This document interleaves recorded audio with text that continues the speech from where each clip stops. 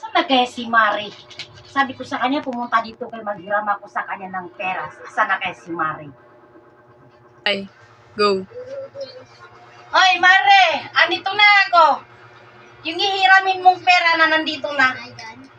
Magkano ba yung ihiramin mo, Mare? Ay, Mare, hiram sana ako ng 1,000 eh. Pambili ko lang ng ng damit ko sa Eid. Sige nga, 1,000. Meron ka ba? Ay, oo naman, Mare. Saglit ka lang, Mare. Mare, mga bago to. Ito yung bago, kumikinang-kinang pa. Pero pagpalitan mo to, Mare, ganito rin ha. Oh, nakita mo to, Mare. Oh, Mare, kunin mo, Mare.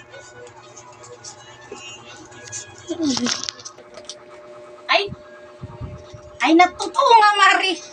Ay, nasalamat, Mare. Sige, Mare, walang problema, Mare. Papalitan ko rin ito ng ganito rin. Ang itsura niya, Mare. Sige, salamat, Mare.